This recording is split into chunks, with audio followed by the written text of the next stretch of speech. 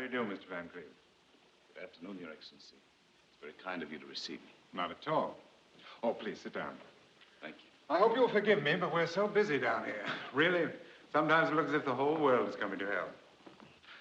Frankly, I haven't had an opportunity to familiarize myself with your case.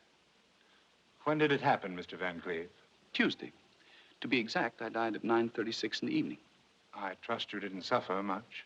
Oh, no, not in the least. I had finished my dinner. A good one, I hope. Oh, excellent. I ate everything the doctor forbade. And then, well, to make a long story short, shall we say, I fell asleep without realizing it. And when I awakened, there were all my relatives speaking in low tones and saying nothing but the kindest things about me. Then I knew I was dead. I presume your funeral was satisfactory. Well, there was a lot of crying, so I believe everybody had a good time. It would have been an ideal funeral if Mrs. Cooper, a friend of the family, hadn't volunteered to sing The End of a Perfect Day. You see, all my life I had succeeded in avoiding Mrs. Cooper's coloratura, and this undoubtedly was her revenge. Mr. Van Cleve, I can see that you have a sensitive, cultivated ear. Oh, thank you. Then let me warn you. The music down here is anything but pleasant. Beethoven, Bach, Mozart, you hear them only above. Yes, I know. It won't be easy not to hear the old masters again. And there are several people up there I would love to see. Particularly one. A very dear one. But I haven't a chance. Have you tried? No, Your Excellency. I have no illusions. I know the life I live. I know where I belong. I would like to get it over as quickly as possible. Very well. If you meet our requirements, we'll be only too glad to accommodate you. Would you be good enough to mention, for instance, some outstanding crime you've committed? Crime? I'm afraid I can't think of any. But I can safely say my whole life was one continuous misdemeanor. My dear Mr. Van Cleve, a passport to hell is not issued on generalities. No, I'm afraid you'll have to wait until I have time to study your record. Now, look here. I have to see His Excellency, and no office boy is going to stop me.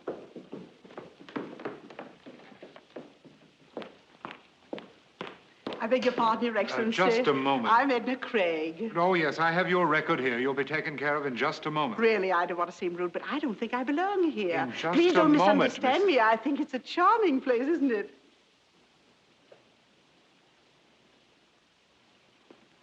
Henry Van Cleve. You know Edna Craig? I'm sorry, madam. I seem to be at a loss. Oh, Henry, think back. Many, many years. The little brownstone house around the corner from the old Waldorf. Oh, Marmaduke Harrison's party.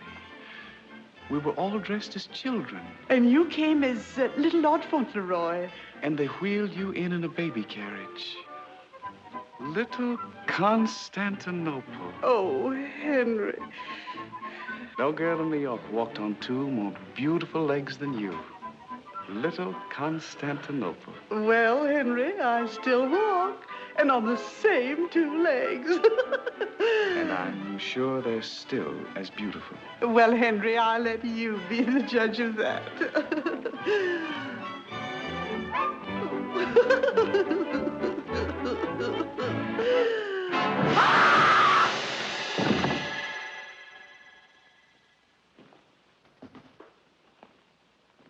Those things are better left to memory. But I must admit you're beginning to interest me, Mr. Van Cleve. I think I can spare the time to listen to your story. Thank you, Your Excellency. Please sit down. Perhaps the best way to tell you the story of my life is to tell you about the women in my life. Well, let's start with the first woman. My mother. A lovely lady, but prejudiced. She thought I was wonderful. She was the first woman I ever fooled. Then there was my grandmother. She was just as prejudiced as my mother. I Oh, he's a little darling. Let me hold him. No, please, Mother Van Cleve, let the baby rest. You're just jealous, Bertha. I can't stand this any longer. I'm going to speak to Randolph about this. Yes, Randolph. First you take my son away, and now you want to alienate my grandchild. My diapers needed changing, and already women were fighting for me. What a way to start a man on the road of life. I was not even 2, and I already got involved in a triangle. At home, in the presence of my family, I was the only man in my nurse's life. I was her honey bunch, her oogie woogie woo. But the minute we got to the park... Hello, Bedelia. Well, if it isn't Patrick himself. Ah, shut up, you nasty little brat.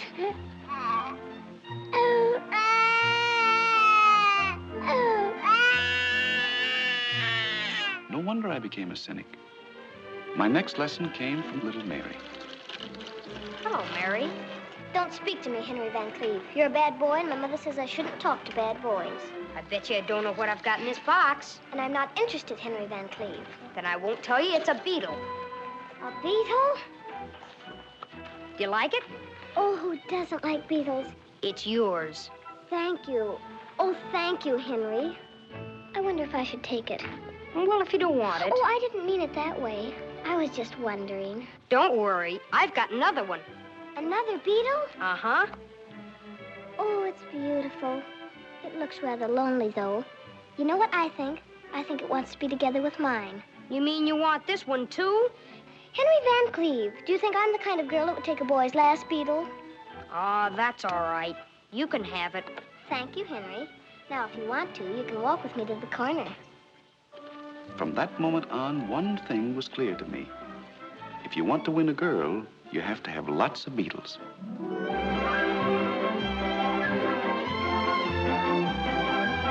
I was growing rapidly, and so was New York. Yes, New York was becoming cosmopolitan, and no household was considered fashionable without a French maid. So one day, a Fifth Avenue coach stopped in front of our house, and out of the coach and into my life came Mademoiselle.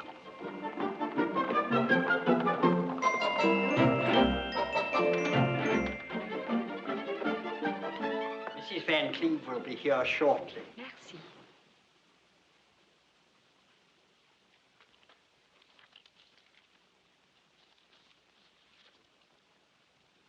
That's Mr. Van Cleve. Oh, monsieur, charmant, charmant. This is Mr. Van Cleve's father. He lives here, too. Oh, grandpapa, sweet, very sweet. And who is this darling little boy? That's the young master. He's not so darling. Bad boy? Not good. Good morning. Bonjour, madame. How do you do, mademoiselle? Your name is, Yvette Blanchard. Yvette Blanchard. The agency tells me that you've just arrived from France and are seeking employment in this country. Oui, madame. You have references? Oui, madame. May I see them, please? Naturellement. Voila. Thank you. Oh, they're in French. Oui, madame. But believe me, toutes les références excellentes. Here, my last employer, Baroness Lalotte, wishes me to be such grand success in America that I shall never have desire to return to France. Oh, the French have such a continental way of expressing their gratitude. And here, référence from the Duc du Polignac. He considers the 2 years I spent in his house the 2 most happy years of his life. Oh, it sounds just like a duke. What about your wages? Maybe in beginning, $20 a month would give satisfaction. $20 a month? You see, I've never gone higher than $14 a month for a personal maid. If I could only justify the difference. Let me see. Oh, Mother. Come here, dear. Mademoiselle, this is my little boy. Bonjour, mon petit. Hello. He studies French. Oh, mademoiselle, you must ask him something in French, but not too difficult. Oui. Avez-vous bien travaillé aujourd'hui, mon chéri? Huh?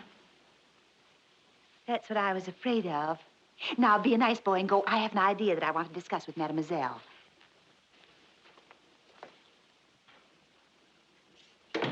A brilliant child, but a little backward in his French. And it just occurred to me that... Oh, madame, it would be pleasure talk only French to little fellow. My whole vocabulary I may present to your baby. With me in house in 1 month, I assure madame will not recognize old son. And only for $20. Of course, that's $6 more than I ever paid before. But let's try it. Merci, madame. Au revoir, madame. Goodbye, Mademoiselle.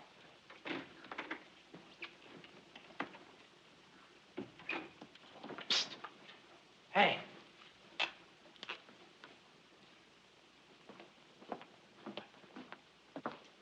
Oui?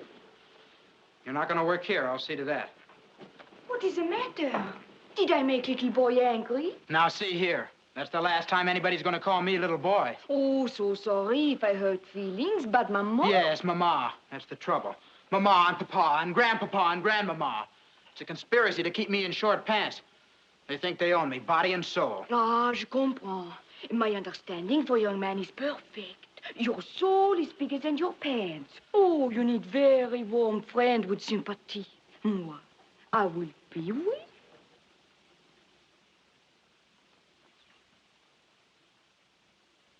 I bet you couldn't guess in a million years what I have in my pocket. No, I do not know, but I'm sure it is something very bad, oui?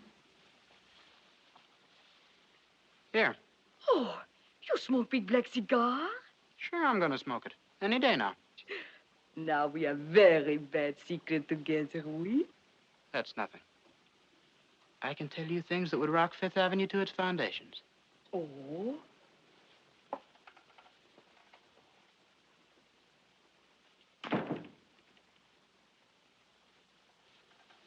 I'm going to get married. You married? I have to, darn it. Oh, this is much worse than cigar. When did disaster take place? Oh, it all happened pretty suddenly. There's a girl around the corner. Well, you know. But I do not know. Tell me. Well, we were walking in the park and it started to rain. Oui? We climbed into a policeman's shed. And the policeman? He wasn't there. Well, anyhow, before I knew it, I lost my head. I don't know what got into me. I took her into my arms and then... And then?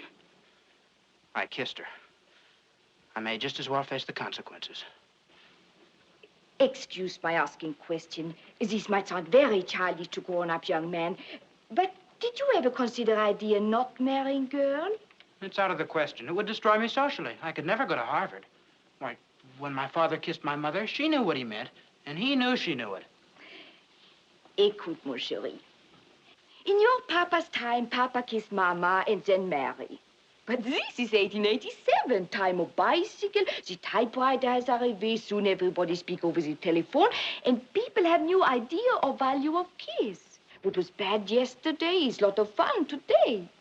There is a wonderful saying in France, les baisers sont comme des bonbons qu'on mange parce qu'ils sont bons.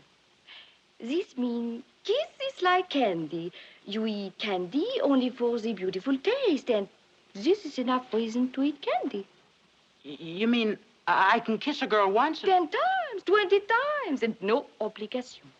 Now, listen, are you telling me the truth or just trying to keep your job? I swear by the extra $6 I get from Madame. Gosh, this is a wonderful age I'm living in. Oui, so you do not have to worry about little girl. Oh, I've forgotten about her already. I guess I'm pretty blasé. Listen, Frenchie. What is it, my friend? If that's the way things are in 1887, what do you think's going to happen in 1888? Ah, we make that the subject of our first French lesson. Au revoir, monsieur.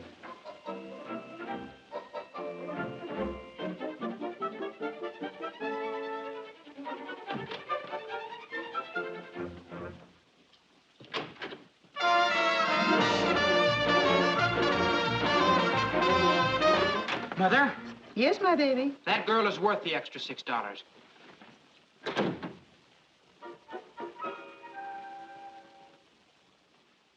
The pride of all the Van Cleves was my cousin Albert. He was the fulfillment of a parent's dream. Always the highest in his class. Never had he thrown a stone into a window, nor did he ever put a mouse in his teacher's bustle. His ears were always clean. This, I think, will give you a rough idea of Albert. And I'll never forget the morning of my 15th birthday. the presents were waiting for me in the living room. But suddenly, Father came running down the stairs, excited and breathless. Flogdo! Flogdo! Yes, Mr. Van Cleve. Tell Robinson to go immediately and get Dr. McIntosh. Tell him our little Henry is ill. Yes, sir. Oh, my poor baby. The boy's acting so strangely, Randolph. Randolph. Now, Bertha, we must keep a stiff upper lip. Randolph, he's talking all the time as if he were in a delirium. Well, what does the voice seem to be saying? Well, if I only knew Randolph. He's talking French, nothing but French. French? Oh, Randolph, our boy, delirious in a foreign language. Now, Bertha, this is an emergency. We must do everything step by step. And the next move is to find out what the boy is saying. Flogdo! Yes, sir. Tell Mademoiselle to come to Master Henry's room immediately. Very good, sir.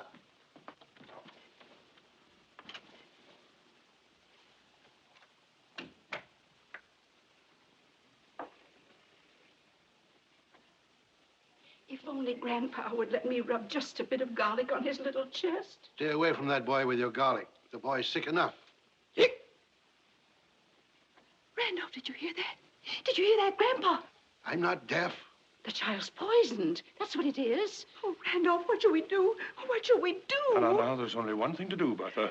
Keep a stiff upper lip. But that won't help that poor poisoned boy. If I had my way, I know what I'd do. A big glass of cold water right in that boy's face, and I think he'd start talking English. You go, you barbarian. Please. Do that. You mustn't give him do pneumonia. that. Please, you mustn't do that. Oh, Mademoiselle. Did Madame send for me? Yes, Mademoiselle. Our little Henry. He's sick? Yes, Mademoiselle. Oh, excuse, Madame, I'll be right back.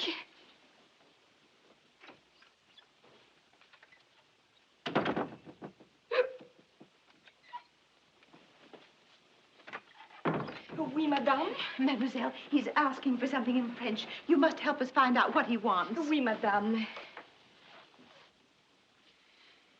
Look, he's smiling. He's far, far away. Why, he seems to be in another world. He's looking at Mademoiselle. I wonder what he sees. Yes, I wonder. Oh, je suis si malade. Mon estomac me fait si mal. Is he clear? Does it make any sense? Oh, his French is absolutely perfect. Such beautiful grammar. Mademoiselle, at the moment, we're not concerned with the young man's linguistic accomplishments. Randolph, don't be Oh, I'm harsh. sorry if I seem to have lost my temper, but the occasion is a trying one. If you could only tell us what the child is saying, it might help us to meet the situation.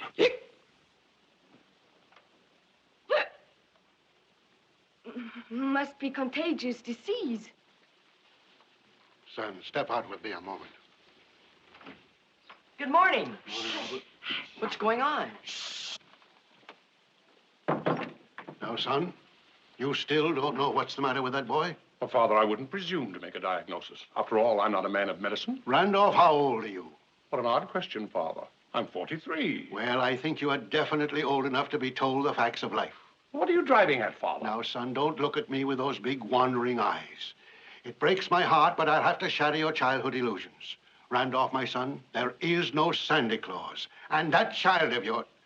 Listen, don't you really know what's the matter with him? You get out of here. Bertha, what is it? Randolph, call the police. Yes, call the police. You are where she belongs. We don't need the police. Bertha, Mother, I wish someone would take the time to explain to me what this is all about. Believe me, monsieur, the excitement is greatly exaggerated. How dare you speak? Have you no shame? Please, Grandpapa. Don't you call him Grandpapa. Grandpapa. You are very Shut up. calling you Grandpapa.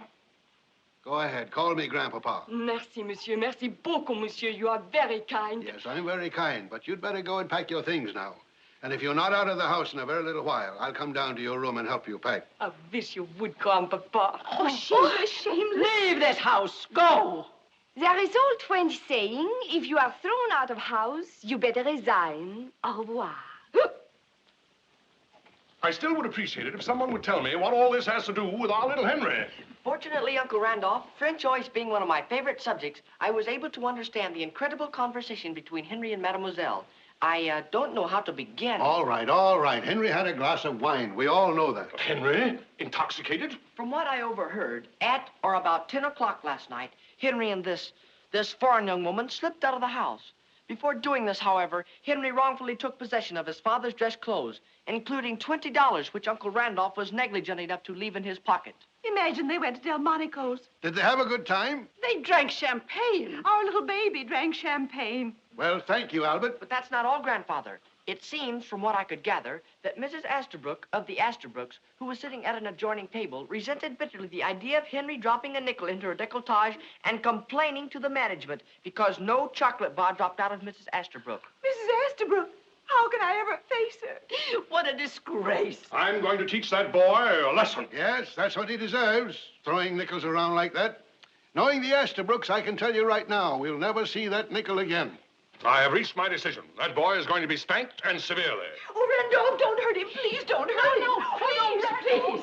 He's such a baby. Well, I assume there will be no further birthday celebration. I'm afraid not. I believe I can utilize this time very beneficially, so I'll say goodbye. Goodbye, Albert. You're a real credit to the family. Thank you, Grandfather.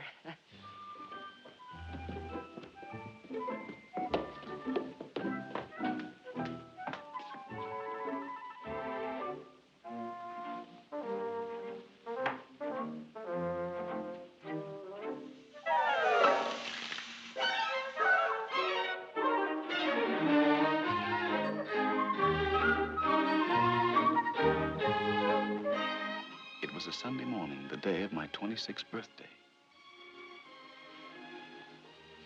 Oh, that boy.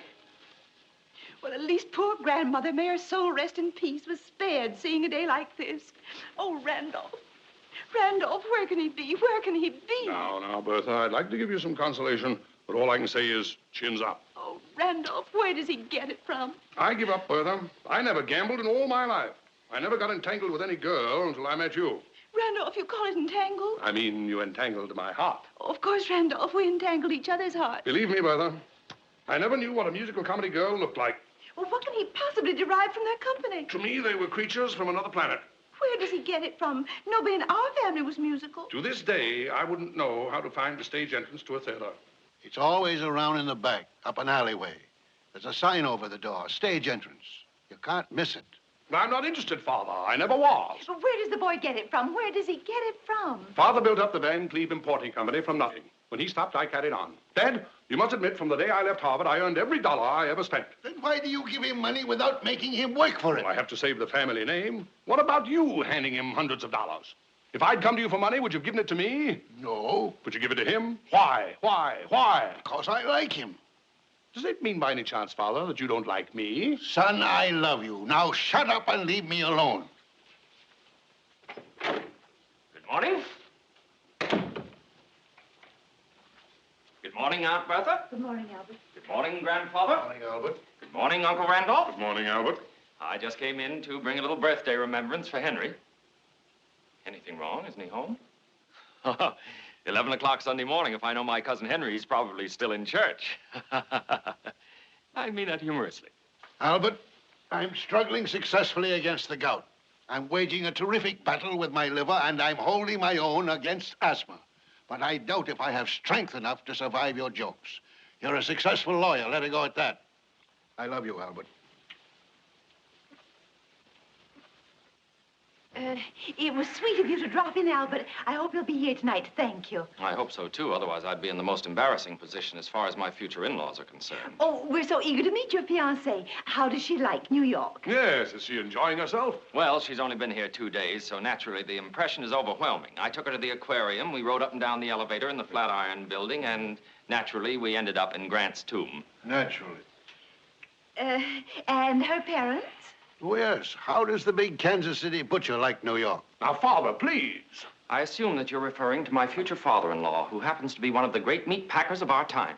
Yes, Father Van Cleve. Don't you realize that every piece of beef we eat comes from one of Mr. Strable's many, many plants? Does that include the steak I fought 10 rounds with last night? Grandfather, you don't seem to have any idea of the importance of Mr. Strable. He created the most famous character in American advertising, Mabel the cow. You've seen her, Father, on billboards. That big, happy cow smiling at you over the fence and saying in big letters, how does it go? To the world, my name is Mabel, which you'll find on every label. I am packed by E.F. Strable for the pleasure of your table. No cow in its right mind could have said anything like that. Sounds more like Mr. Strable. Grandfather, please, I beg of you. The family understands your humor, but it's a typical kind of New York humor. In other words, it's not for yokels, huh? I beg your pardon, sir. Mr. Henry just came home. He went directly upstairs.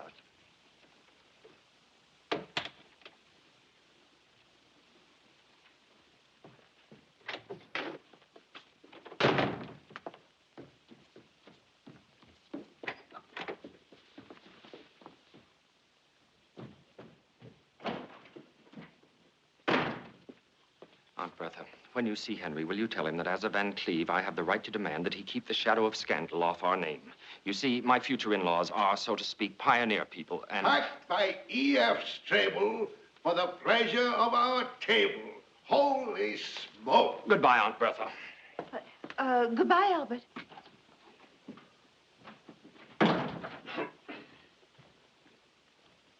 Well, this time I was firm. Good, Randolph. What happened? We asked for $100, but I told him I'd let him have only 50. Randolph. And not right away. For the first time in 27 years of marriage, I feel like criticizing you. What do you want me to do, spank a 26-year-old boy? No, but at least I expected a verbal lashing.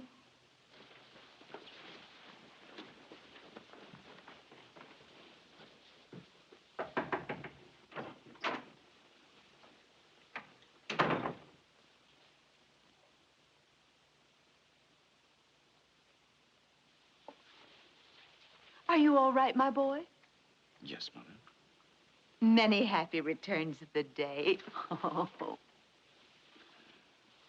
Mother, I'm sorry if I made you unhappy. Oh, Grandfather and Father and I are worried to death about you. You don't give your family a single thought. All you think about is having what you call a good time. Mother, I went out last night to raise Cain. Son, you mustn't talk like that. Don't worry, I didn't. I couldn't. I couldn't get her out of my mind. Son, you worry me. Are you well? Mother, when you saw Father for the first time, did you feel that unmistakable something? Did you feel an electric spark from your head right down to your toes that swept over you like a hurricane that threw you to the ground? But you bounced up again and you floated right over the treetops? Spark, hurricane. Heaven forbid. I never had such a feeling. Henry, where do you get it from? Not from me. And certainly your father never had any spark. Mother, all I'm trying to say is I met a girl yesterday. Oh, I hope she comes from a good family. I don't know. And frankly, I don't care. Mother, when one sees a lovely rose... One could be certain she comes from a fine rose bush. Mother, even if this girl's father turned out to be something of a buttercup, I wouldn't care. What's her name? Where does she live? I wish I knew. She isn't one of those musical comedy girls. Oh, no, Mother. It's an entirely different kind of music. It's not the hoochie-coochie. It's not the can-can. It's like a waltz by Strauss. Like a minuet by Mozart. Henry, where do you get it from? From you, Mother. Now you must be just. When I was a little boy, you wanted me to believe in fairy tales. And now that one has really happened, you remember that story about the young man, I think he was a shepherd, who was walking in the woods? Oh, you've been in the country. No, Mother. It happened right on Broadway. Suddenly, the young man saw a big castle, and leaning out of the window was the most beautiful princess. Nothing could stop him. He climbed up the parapet of the castle. Henry, you haven't broken into the Waldorf again. Mother, darling, let's forget the fairy tale. Well, it's about time you grew up. I came here to scold you, and I'm going to do it. Now, look at your cousin Albert. Not much older than you are, and already a corporation lawyer, engaged to a lovely girl of a well-known family. Henry, now this may sound severe, but you've got to pull yourself together and settle down. Mother, I don't think I'll ever find this girl, but if I did, then all your troubles would be over. If she didn't want me to gamble, I wouldn't look at another card. I'd stay home every night. Mother, I might even go to work. Henry, that's wonderful. I don't know about the girl, but the fact that you have the desire to settle down makes me so happy. For the first time, you're beginning to sound like your father. Mother, I don't know where this girl is, so don't expect too much. Oh, now listen to your mother. Don't worry about that girl. Another girl will come along. I'll look for one myself. How's that? Fine, Mother. And when I find a girl for you, she'll be Miss Wright. And do you know where we'll find her? In the home of Mr. and Mrs. Wright. Oh, Henry, you're making me so happy. Mother, I was riding around for hours and hours trying to forget this girl. Oh, child, don't worry. Well, it was very expensive. The cab is still waiting out in front. And the driver was so nice to me that I promised him... I know. Your heart's always bigger than your father's pocketbook. Look under your pillow. I put something there last night.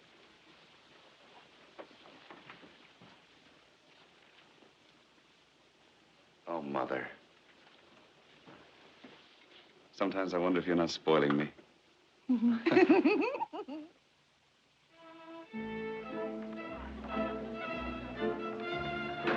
Here, dear. Well, Thank you. This is a great occasion. You must be proud of your Albert.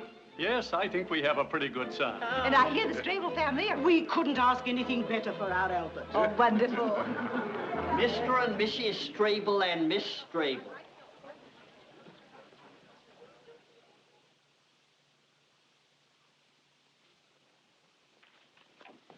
Good evening, Grandfather, Aunt Bertha, Uncle Randolph, dear, dear family. It is my privilege and honor to present Mr. and Mrs. E.F. Strable. And last but not least, well, here she is.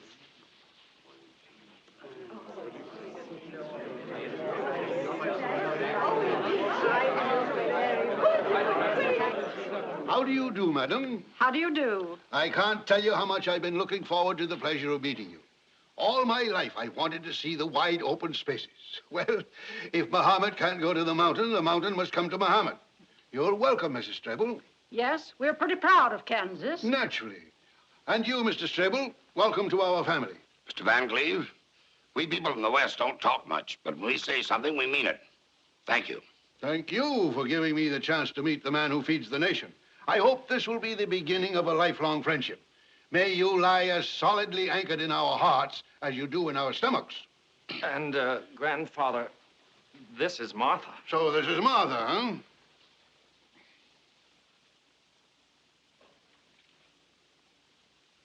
Well, Martha. Yes, Mr. Van Cleve? Grandpa. Yes, Grandpa. If I were about 50 years younger, I'd take you right away from that splendid young man you're going to marry and who's going to make you a wonderful husband. Kiss your grandpa.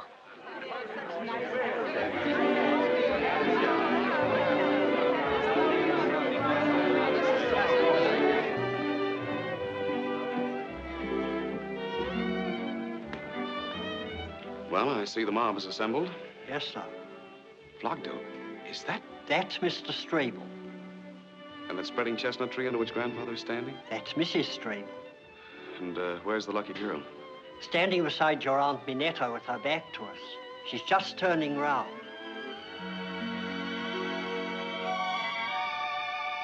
Charming young lady, if I may say so.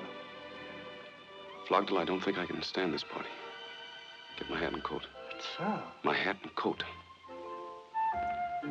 Henry, there you are. Many happy returns. Thank you. And now it's about time for you to come and meet the Strables. Where are you going?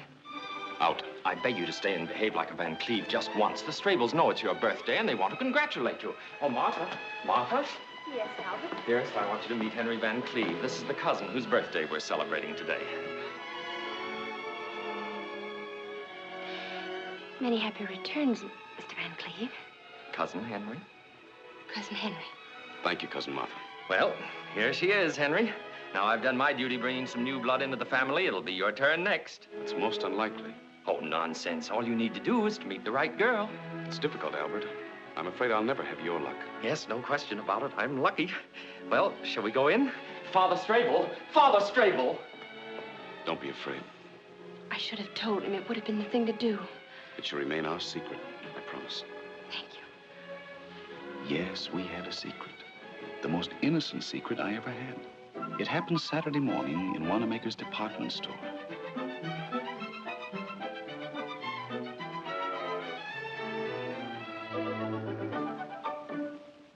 Hello, Mother. I'm at the hairdresser's. They're still doing my hair. Yes? Oh, yes. Just a moment, and I'll ask them how long it'll be.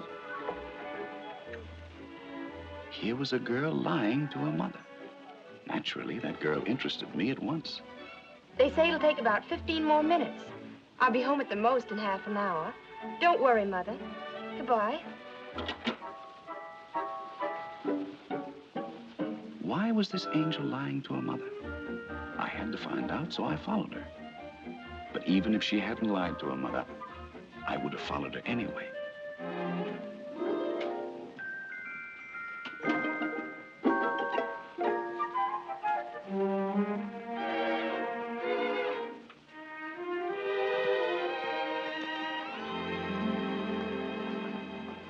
May I help you, miss? Thank you. I would like to see you. Are there no women clerks? Unfortunately not. But it might make you feel a little easier if I tell you that I'm the one usually chosen by the management to handle the more delicate situations. As a matter of fact, they call me the bookworm's little mother. Well, it's, maybe I better come back some other time. Please, miss. My employer is watching, and if he sees me losing a customer, it might cost me my job. Oh, I'm so sorry. Naturally, I wouldn't like to deprive you of your livelihood. Oh, thank you, thank you. Thank you again and again. Well, the title of the book is, Yes? I saw it in the corner of the second window. Between To Have and To Hold and When Knighthood Was in Flower.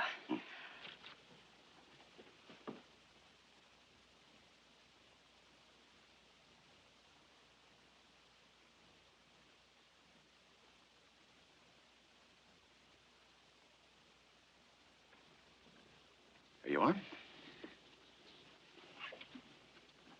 I probably should apologize. I imagine I should have called you madam. No, it's still Miss. But not for long, I presume. That's quite right. How much is the book? Oh, we would be only too glad to charge it if you would be kind enough to give me your name and address. Thank you, but I'd rather pay. How much? It's very expensive. Oh, that's all right. Now, this is against the interest of Mr. Brentano. But since I am, so to speak, your literary confessor, I must be honest with you. Don't buy this book. You don't need it. I'll tell you something much more appropriate for you. Leave your nest and fly away with me. Well, I might buy that book, too. Well, we don't have it in stock right now, but I'd love to discuss the idea with you. And if you like it... I'm afraid I haven't much time. So please, will you tell me how much is How to Make Your Husband Happy? Look at her. Dr. Blossom Franklin. Now, where could a woman like that have found out how to make her husband happy? You certainly don't want to learn anything from her. You're so charming, so young, and so beautiful. I beg your pardon. You shouldn't say such things. You see, miss, when selling literature, one gets poetic. And you must forgive me if I take poetic license once in a while. I'd rather not discuss it any further, and if you don't mind, I'd like to buy this book. I do mind. Now, imagine I'm the man you're going to marry. I couldn't imagine any such thing. Well, what's the matter with me? You think I'm that terrible? Please, I just came in here to buy a book. That's all. I understand. But for the sake of discussion, let's say we are getting married. Believe me, I don't want anybody to tell you how to make me happy. The greatest gift you could bring me is to be just as you are. Adorable. All I want is a book. Stubborn, eh? What? Pardon my poetic license. If you don't change your attitude, I shall have to complain to your employer. I'm not employed here. I'm not a book salesman. I took one look at you and followed you into the store. If you'd walked into a restaurant, I would have become a waiter. If you'd walked into a burning building, I would have become a fireman. If you'd walked into an elevator, I would have stopped between two floors and we'd have spent the rest of our lives there.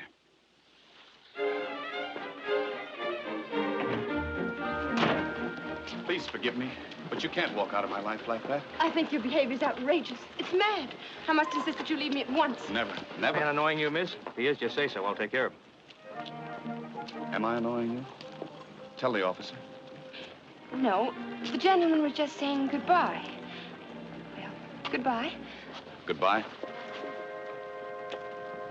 This was our terrible secret.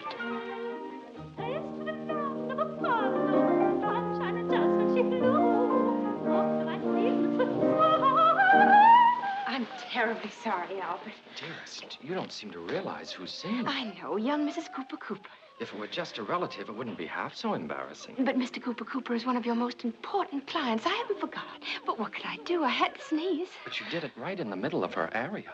And 5 times. Because I had to sneeze 5 times.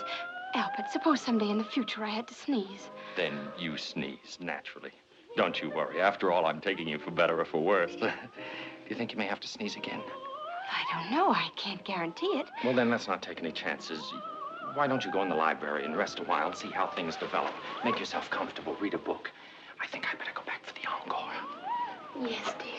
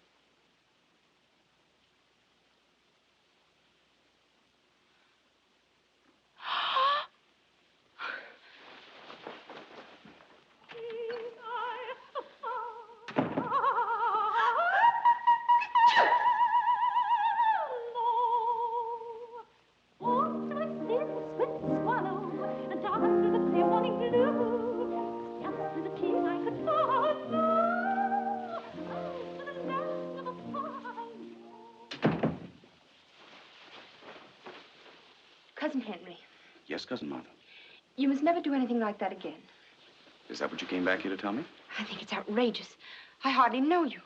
Why, even Albert, my own fiancé, never dared to... Kiss you? Of course he kissed me. Why not? After all, we're engaged.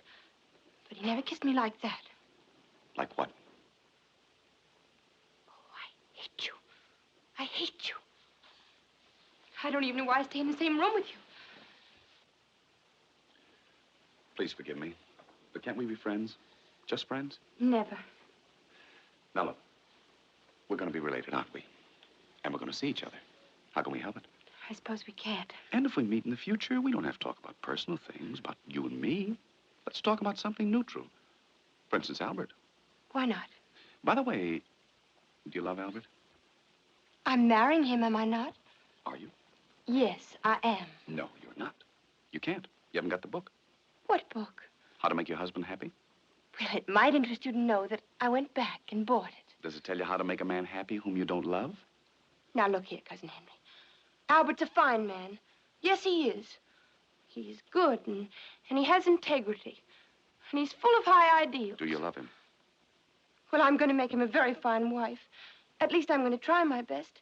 There'll never be a moment in his whole life when he'll ever regret having married me. And if you ask me one more question, I'm going to leave this room and I'll never come back again. Never!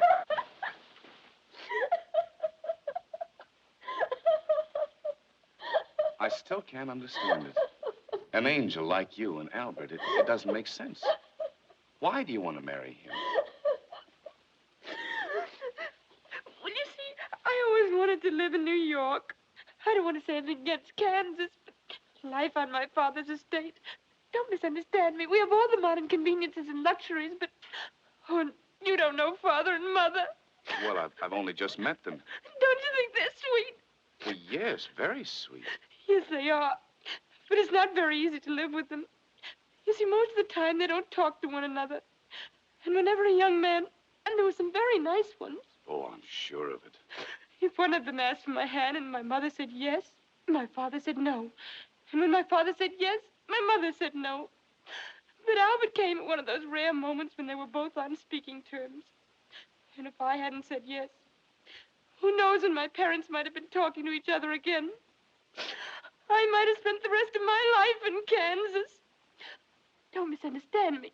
I love Kansas. It's just that I don't feel like living there. Besides that, I didn't want to be an old maid. Not in Kansas! Well, you're going to live right here in New York, and you don't have to marry Albert. I don't know what you're talking about. Yes, you do. You're going to get married, but not to Albert. And yet you won't even have to change the initials on your linen. You're going to marry me. Oh, we can't do that. How can I marry you? I'm not even engaged to you. Martha, do you love me? Why, I hardly know you. You don't need to know anything when you love. Love needs no introduction. You love or you don't love. You're mad. You don't know what you're saying. You must be out of your mind. Do you love me or don't you? Trying to take away the fiancé of your own cousin, causing a family scandal. Do you love me? Yes. Oh, why did you ever come into my life? To make you happy. To hold you in my arms forever. I'll never be able to look my father in the face. I'll never be able to go back to Kansas again. Isn't that wonderful? Oh, I wish I were dead. Look, let's get away. Let's get married immediately, right away, tonight. You mean elope? That's what I mean. But where would we go? Oh, I never did such a thing before. I feel so helpless. I haven't got a thing with me. Oh, I wish I were dead. When Romeo and Juliet ran away from home, they didn't stop to say goodbye. When Leander swam the Hellespont to his beloved, he didn't bother to take a suitcase along. When Tristan falls in love with Isolde, they have to sing for 3.5 hours. And all I'm asking you to do is to hop into a cab and drive to the first justice of the peace. What are we waiting for?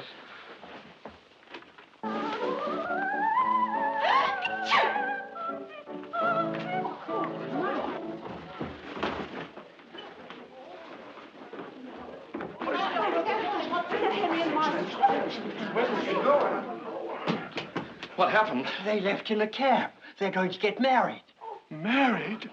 Frederick! Oh, Randolph, where does he get it from? Now, Bertha, keep a stiff upper lip. Sir, I am still too dazed to express myself clearly, but I assure you that the sentiments of our family are with you. If this happened at home, my husband would jump on a horse and lasso them back. Don't you tell me what I would do. But there's one thing I am going to do, disinherit her. She'll never see another nickel of mine. We came here from Kansas a happy family. Well, anyway, a family. We loved our Martha. Don't mention her name again.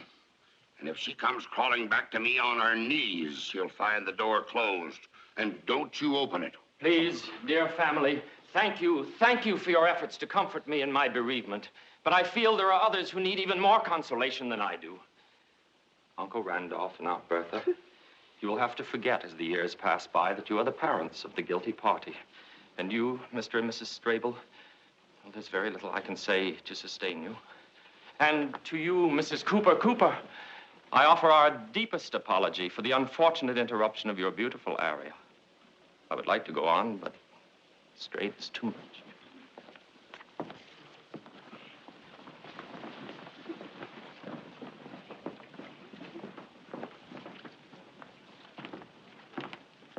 Proctor.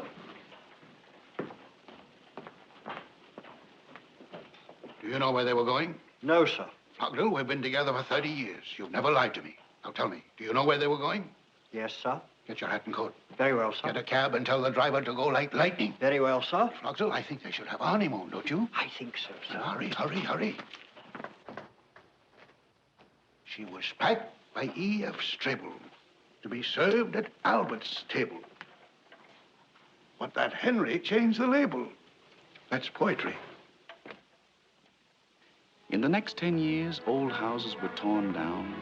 New houses rose taller and taller. New York was changing all over.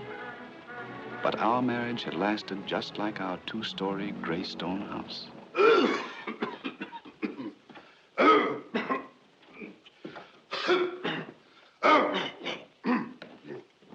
Good morning, Flogdale. Good morning, sir.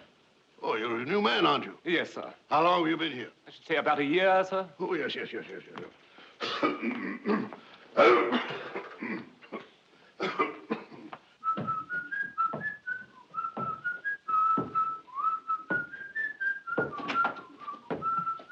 Jackie. Good morning, Daddy.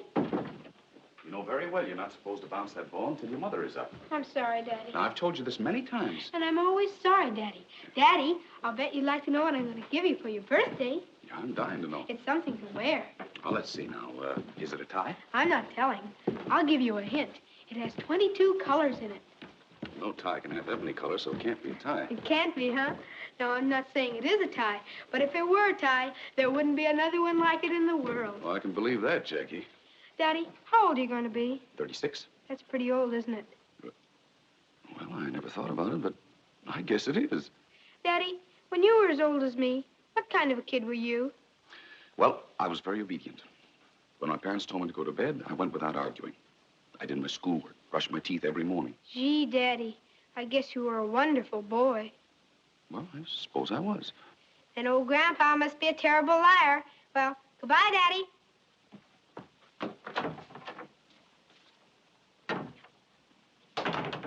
Where does he get it from? Good morning, Grandfather. How you feeling? That's fine. Morning, Mother. Good morning, Henry. Mother, I want you to look at this. Do you think Martha will like it? Oh, it's beautiful. After 10 years of me, she's entitled to it. Yes, 10 years next Tuesday, and you'll be 36. Mm-hmm. Oh, if your dear father could be here and share this happiness with us. I always thank heaven that he lived long enough to see you settle down, become a fine husband, good father, and a wonderful son. Well, it's all Martha, and only Martha. You know, Mother, I'm the luckiest man in the world. Yes, she's a fine wife, and she has a good influence on you. She's pretty lucky herself. Yes. Don't be a mother-in-law. By the way, isn't she coming down to breakfast? I didn't go into her room. The opera lasted till after midnight, so she's probably tired.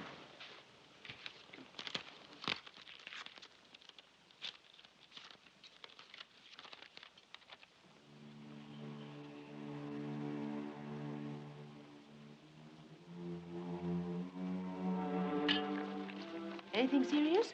No, nothing. Excuse me. I'll be right back.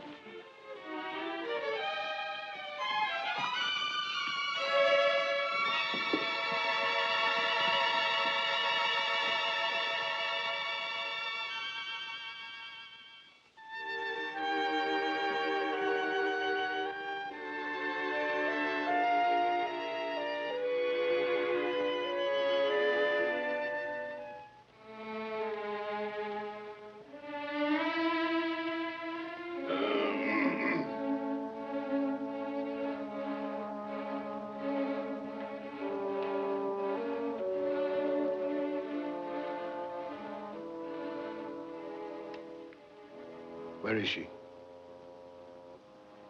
Let me see that telegram. It's just something personal. It has nothing to do... So, you don't trust me anymore, hmm? I'm getting too old.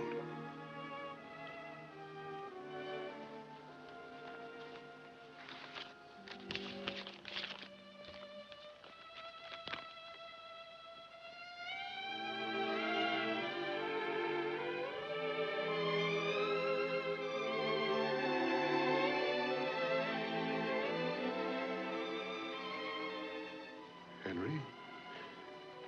You mean we've lost Martha? It's impossible. It's incredible. Just doesn't make sense. Martha leaving me. What'd you do? What happened? I don't know how I can go on living without her. Grandpa, I love Martha. I love her more than anything in the world. I didn't ask you that. I asked you what happened. I don't know. I always thought she was very happy with me. I don't know what she's heard. You know how people talk about anybody. No man is perfect. But running away like this, believe me, I can't see any reason for it. If a woman like Martha runs away from her husband, there must be a reason.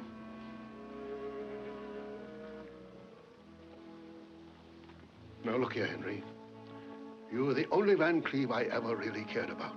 I loved you. You were like me, at least I thought so. You were all the things I wanted to be. You did all the things I wanted to do and didn't. And now you've let me down. Grandpa, I can't live without her. What am I going to do? That's up to you. But let me tell you one thing. I'm an old man. I might have to go any day now. And if you can't make Martha forgive you, I'll be waiting up there right in the entrance. And if you ever dare to climb up that ladder, I'll hit you on the head with a baseball bat.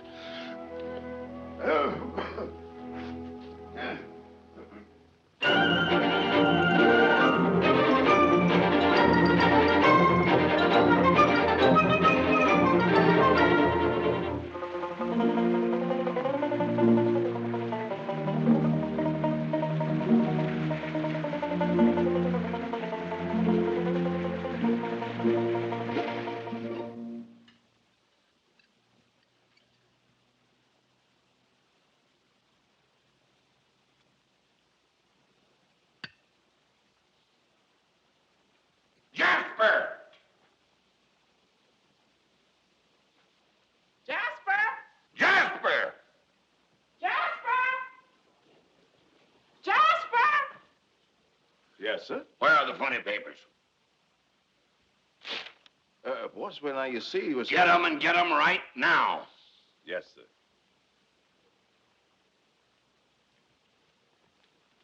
Good morning, Mrs. Strable. Good morning, Jasper. It's terrible bad weather we're having today. You know, when I see it pouring like this, I often wonder where does it all come from? You tell Mr. Strable he'll get the funny papers when I'm through. And not 1 second sooner. Yes, ma'am, I certainly will. Excuse me, ma'am. Boss? I just had a very fine conversation with the missus. And she says if you just be good enough now to give the matter a little patience, as soon as she finishes the Katzenjammer kiss, I think I came down especially early this morning to find out if the captain got out of the barrel. This goes on every Sunday, and I'm not going to stand it anymore. Jasper! Excuse me, Mr. Strable. Yes, sir? You can tell Mr. Strable the captain got out of the barrel. Boss! Boss! Got good news for you. The captain is out. Ain't that fine? Now you can have a few more cakes. No, just a couple. I can't see how he could get out of that barrel.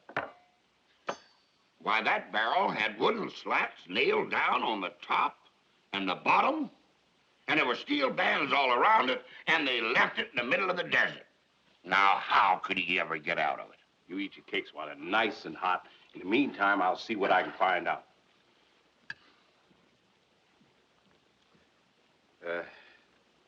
Another lamb chop, Mr. Strable? I don't mind. About that barrel. The way he got out of it was a friendly snake came crawling. Don't tell me! You know it's no fun unless I read it myself. What are you trying to do? Ruin my Sunday? Will you tell Mr. Strable I was talking to you? Jasper, the snake came crawling along in the desert, wound itself around the barrel, and then crunch. I can't live in this house any longer. Mr. Strable, What do you want, Daisy? there's a gentleman here to see you. Say he's from New York. His name is Van Cleve. Van Cleve? That's the gentleman's name, yes, sir. The nerve of him, trying to walk into this house. Tell him to go back where he came from. Yes, ma'am. Wait a minute, Daisy. Yes, sir. Maybe I want to see Mr. Van Cleve. And if I want to see him, he'll come in. And if I want him to stay here, he'll stay right here. Now, Daisy. Yes, sir. You go out and tell that man if he's not off these premises in 10 seconds, I'll wring his neck. Yes, sir. I'll most certainly tell him. Jasper, get me some fresh hotcakes. Yes, sir. Excuse me, sir, but maybe something didn't happen to Miss Martha. You talk too much. Yes, sir. Jasper, Yes, ma'am. tell that man to come in. Yes, ma'am. Hurry up. Yes, sir. Van Cleve, if you please. How do you do? Oh, it's the other one. It's Albert. Hello, Albert. How do you do, Mrs. Strable? How do you do? How do you do, Mr. Strable? Well, we haven't seen each other since... Not since that ill-fated occasion 10 years ago tomorrow. Had breakfast? Yes, thank you. Well, sit down anyway. Thank you. Got some business in Kansas? No, I was on my way to California, but I said to myself, why shouldn't I stop and pay my respects to those charming Strables? Well, what do you want? Nothing in particular. Good. Oh, yes, there is one bit of news. I'll bet you can't guess whom I met accidentally on the train. Probably not. How's business in New York? Very good. Well, I don't want to keep you in suspense any longer. I met your own daughter, Martha. Don't mention her name in this house. We don't want to hear anything more about her. My dear friends, speaking as a jurist, may I say that even in our penal code, we have wisely provided a system of parole. And I have excellent reason to believe that the party, whose name I naturally will not mention in this house, has amply paid for her mistake. Good. And I am sure there is nothing she'd like better than to come back to the paternal nest. So she wants to leave him, and now she remembers us. Not a chance, Albert. That's final. Well, she's waiting in a carriage in front of this very house. Oh. Martha? Martha here? Yes, Mr. and Mrs. Strable. Shall I bring her in? But I don't know what Mrs. Strable thinks. Well, And I don't care. I don't care what you think. She might just as well come in and stay till after the rain's over. All right.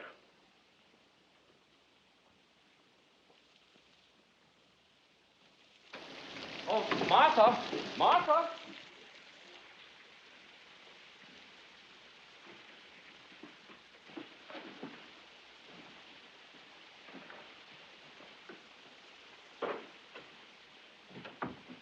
Hello.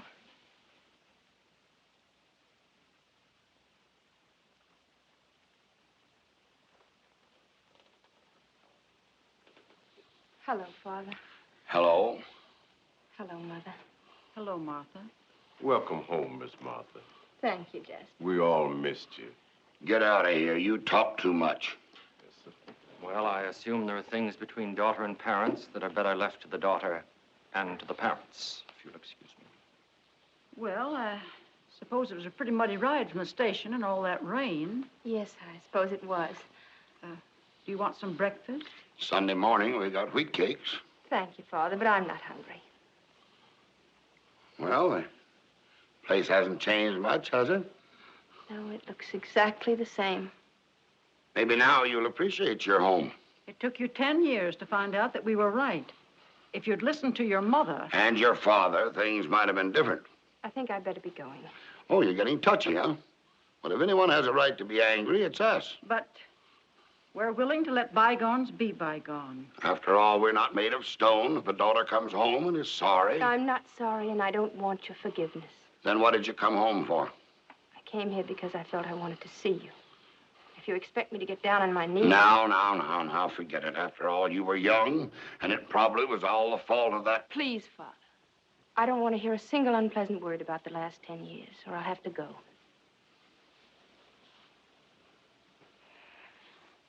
Martha, you look so tired, dear. Well, no wonder after all. Can't you keep still? It's all dead and buried, and let's forget it. Come on, let's go upstairs. You're going to have a nice hot bath, and then you're going to lie down and rest. Now, how's that, huh?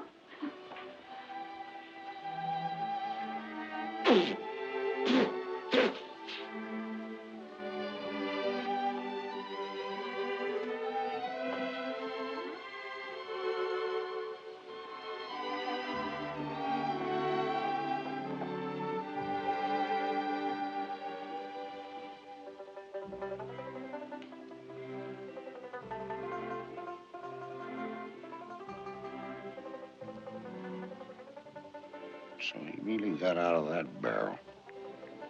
Well, what do you think of that?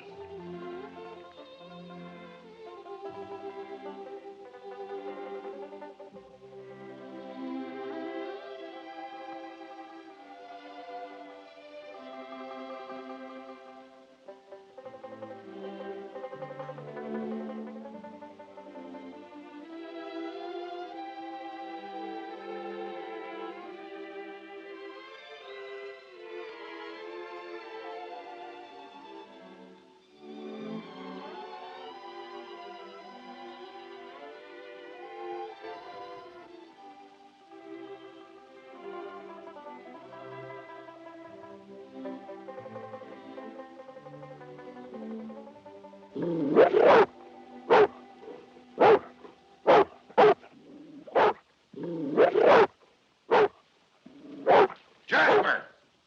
Jasper, what's all that noise about? Just had a talk with Mr. Chuck. He said somebody said they saw a couple prowlers on the grounds. Maybe some of them horse thieves. Well, tell Chuck to keep after them. Yes, sir. If necessary, shoot them. Yes, sir. Excuse me, Father, but if you don't mind, I think I'll go upstairs. I'm getting pretty tired. Good night. Good night, Martha. Good night, Mother. Good night, dear.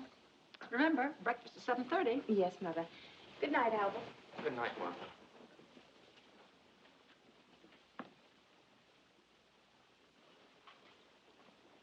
Martha.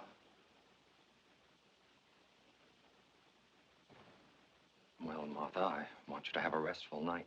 And why not? Your troubles are actually over. I suppose you're right. I know I am. You paid for your mistakes and paid dearly. Now, Albert, I don't want anybody to get the impression that I've been the victim of 10 years of misery. Nothing of the kind. On the contrary, I can say there were moments in my marriage which few women have been lucky enough to have experienced. There were times when you were lifted way up to the sky. Yes, way up. Only to be dropped way down afterward. That's not the purpose of marriage. Marriage isn't a series of thrills. Marriage is a peaceful, well-balanced adjustment of two right-thinking people. I'm afraid that's only too true. Well, good night, Albert. Martha, there's one other thought I want you to sleep with. My feelings for you have remained unchanged. That's very kind of you, Albert, and I'm touched.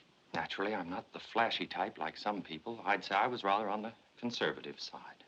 If I were, for instance, a suit of clothes, you wouldn't call me a stylish cut, and I prefer it that way. But I can safely say I'm made of solid material. I'm sewed together carefully, and my lining is good, Martha. Frankly, I believe I wear well.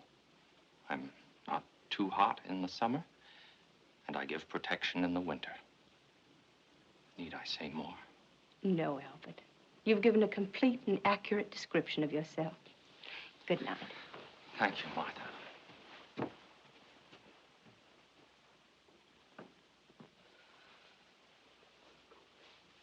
Miss Martha. Yes? Excuse me. That horse thief we were looking for. Did you catch him? Yes, ma'am. He's in your room, waiting for you. In my room? You mean? Yes, miss. That's him.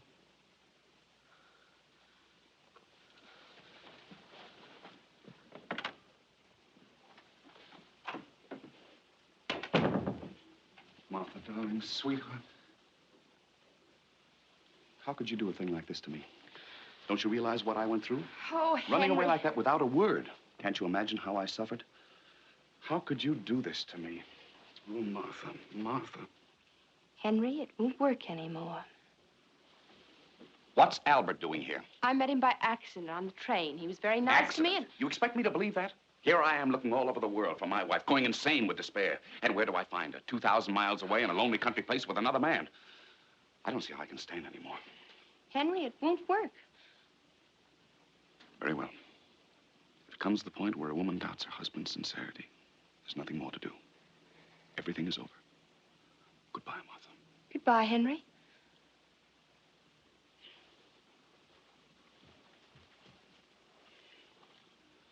Martha, I really mean this. I'm going. I know you mean it, Henry. All right. Just give me 5 minutes to pull myself together and you'll never see me again. Never, never. Oh, Henry, I know your every move. I know your outraged indignation. I know the poor, weeping little boy. I know the misunderstood, strong, silent man. The wounded lion who's too proud to explain what happened in the jungle last night. So I'm fake. I'm false. I'm cheap. Oh, Henry, please. I know I brought you nothing but unhappiness. You know that's not true. Oh, so we had some good times together. Some wonderful times. Well, then what do you want? What did I do? Even a murderer has a right to defend himself. You You can't hang a man without evidence. I know. If I only knew what particular thing is in your mind. Have you seen that Minetta recently? Yes, of course I've... Oh, well, now everything is clear. This is something I didn't even want to mention to you. It's so unimportant. When she saw me, yes, I was at the plaza having tea, and at the table with me was a very handsome young woman, but believe me, there was nothing to it. I would have come to and explained to you myself. But you didn't want to make me uncomfortable, even for 1 second. Yeah, that's right, darling. That's exactly right. Henry, it won't work. And besides, Aunt Minetta didn't say one word about you. And as for the very beautiful young lady at the Darling, plaza... I can easily explain that. Oh, I know you can. You're a master at that. All right. I'm fighting a losing battle. I don't love you. I never loved you. I love everybody in New York more than you. There you go again.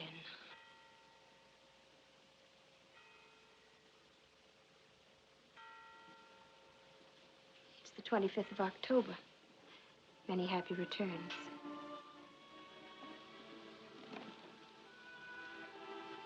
Thank you, Martha. But it's something much more important than my birthday. It's our anniversary. 10 years ago today, I was almost as much in love with you as I am right now.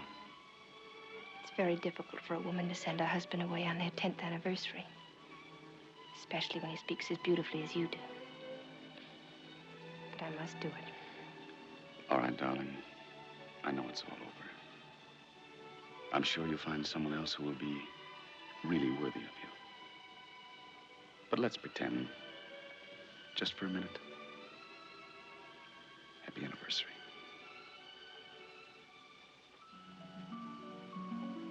Do you like it?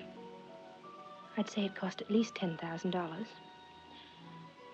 For that money, it's a very good purchase. Well, Martha, how can you talk like that? If you'd only forgotten to give me this bracelet, I probably would have been foolish enough to be in your arms right now. You've no idea what a mistake you made. The magician played one trick too many. The other day, I was having a new photograph made of Jackie and me. I wanted to have it the right size to fit into your wallet. So I slipped into your room. This fell out of your wallet.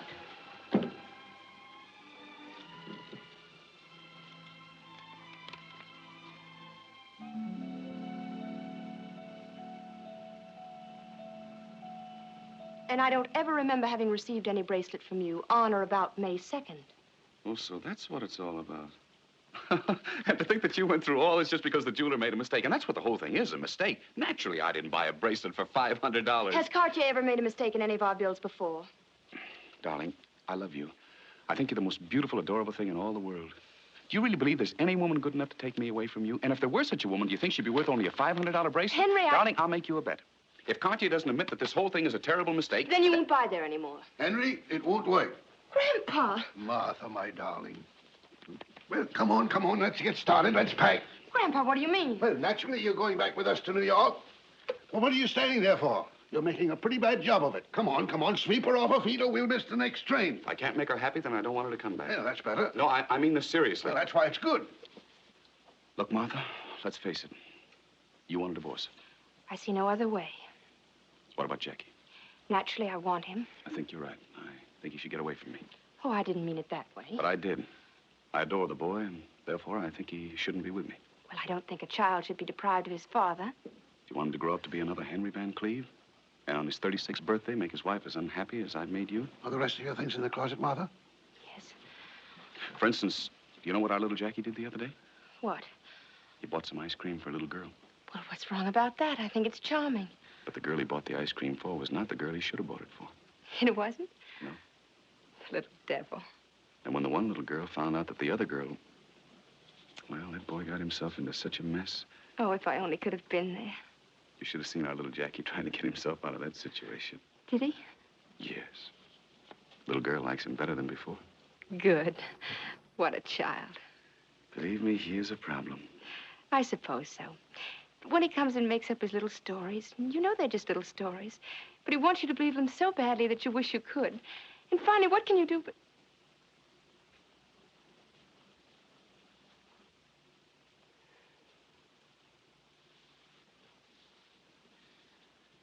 Happy anniversary. I'm still too confused. I've got to collect myself. Give her time to make up her mind, Grandpa. She could do that on the train. But what am I going to say to my parents? Send them a telegram. You mean sneak out of the house in the middle of the night? Exactly. Like burglars? Like thieves. We did it once before. Why shouldn't we do it again? How many people are lucky enough to have the thrill of eloping twice in one marriage? That's it, that's it. And how many women love their husbands enough to forgive them and take them back and start all over again? Good, good. And how many men love their wives enough to lie and say they're guilty when they've really done nothing wrong? Careful, Henry, careful. Well, at least nothing that amounts to very much. I wouldn't go any further into that. Oh, come, we'd better get started. I'll see if the coast is clear.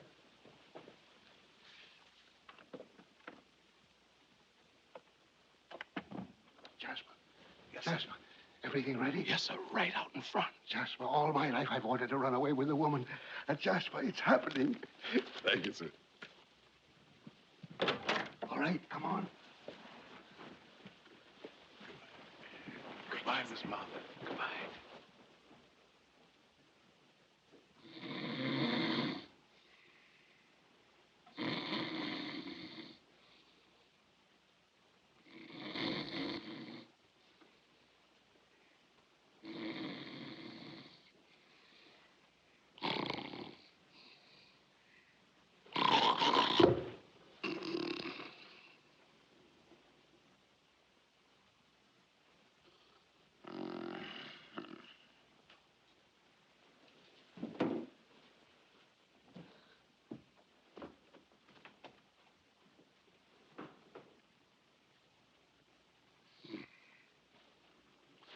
Albert! Come!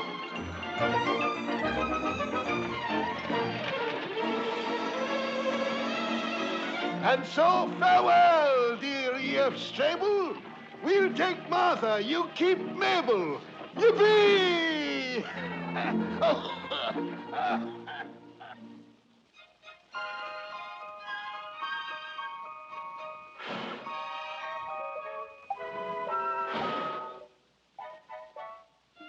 Then one birthday began following another.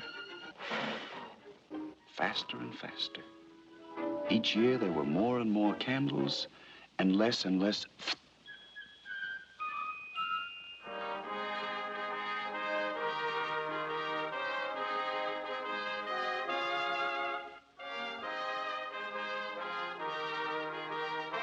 Yes, I became 45. Then came 46, 47, and I stopped counting. On one of these birthdays, Martha and I, just the two of us, went to the Follies. I'm the sheik of Araby. Yes, indeed, he's the sheik of Araby. Your love belongs to me. We're in love, as you can see. At night when you're asleep. Late at night when the moon is shining bright. Into your tent I'll creep. I'll be creeping when we are asleep. The stars that shine above. Way up high in the sky up above. Will light our way to love. We'll light our way to love. You'll rule this land with me. How happy we will always be. The sheik of Araby. Suddenly, I noticed a very attractive girl coming down the staircase. To me, she was just another attractive girl, but I must admit, attractive. Anyway, a few weeks later, I happened to find out that her name was Peggy Nash. And I happened to hear things about her which made me very eager to meet Miss Nash.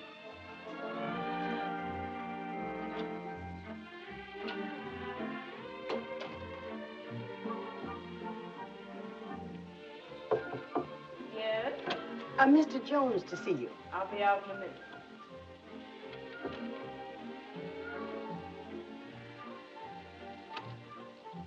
Will you come in, please, Mr. Jones? Thank you. Miss Nash will be with in just a minute. Thank you.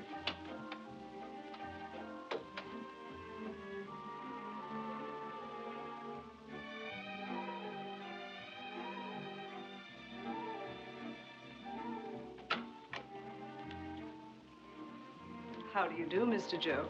How do you do, Miss Nash? Won't you sit down? Thank you. Thank you so much for those beautiful, beautiful roses. When I saw you the other evening at the Follies coming down that stairway, I said to myself... That's the girl of my dreams? That's right. You see, Miss Nash... Call me Peggy.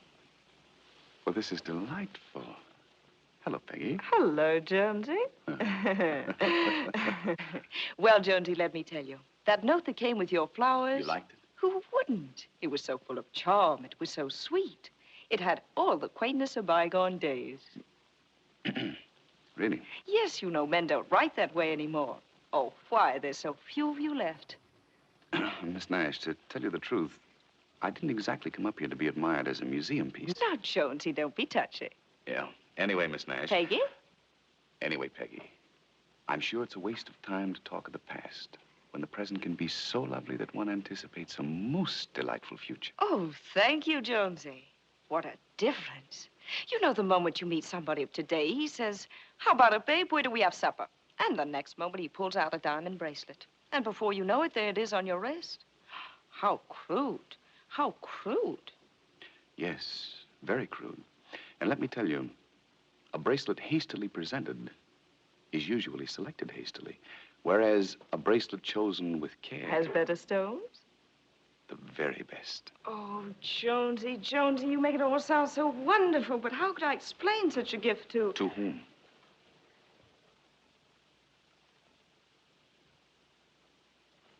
Oh, friend of yours? Very much so. Serious? I'm afraid it is. Is there anything I could do to make you forget this young man? Jonesy, you're asking a lot. Just look at him. He seems very young. Not too young. Would it be indiscreet of me to ask who this young man is? Come on, Mr. Van Cleve. Don't you know your own son? No, I didn't fall into your trap. You know, Mr. Van Cleve, girls are awfully smart these days. It must be rather sad for the great cavalier of the gay 90s to find his technique is getting rusty. Yes, I've heard all about the daring Henry. I understand in my mother's day you were, and I'm sure you had a very dashing figure. And now you're a kind of, retired Casanova. You know, it's always the same with men when they retire. Some grow flowers and, some grow a tummy.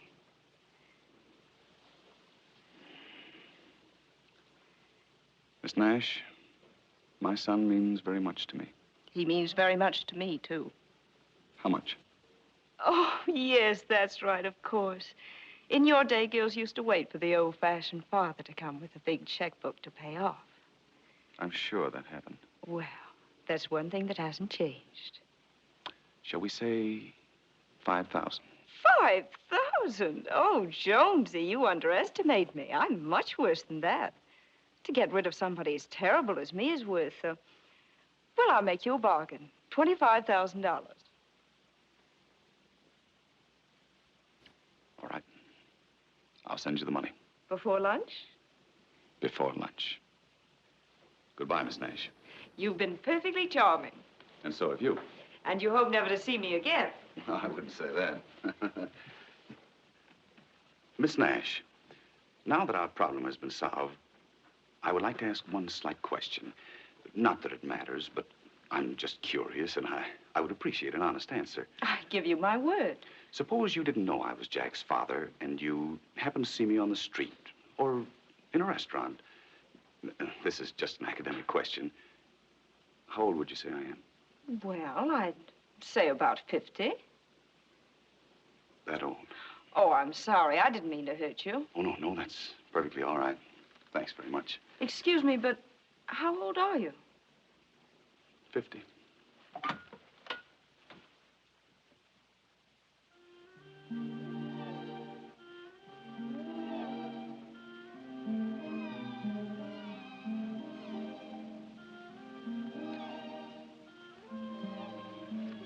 No wonder you get those headaches. Thank you, darling.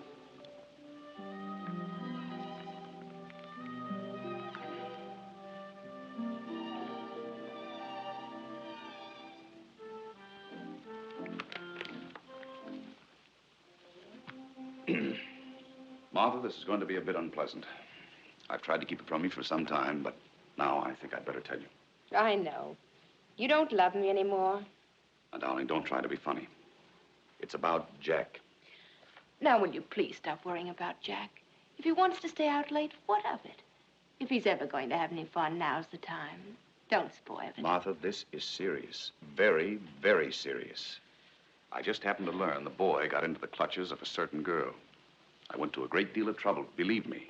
It wasn't easy, but I managed to find out who the girl was. You mean Peggy Nash? Where did you... How did you know? Oh, I forget. Someone told me.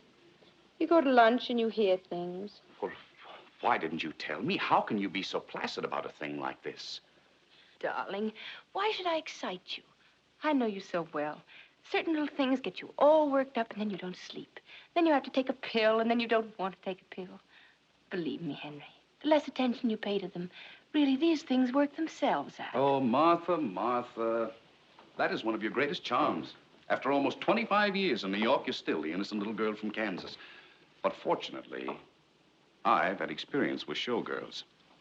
And it's a father's function to save his son from the mistakes he made. If we ignore matters like this, how do you think our boy will end up? Just like you with a girl like me. No, darling. Never. Where would he find anybody like you? He couldn't. He won't be that lucky. Aren't you sweet? I have no illusions about myself. Martha, if I hadn't met you, I hate to think where I'd be right now. Well, probably outside some stage door, or even inside the dressing room, and having a wonderful time. Oh, now, darling. Come on, give me a kiss. No, let's worry about it anymore.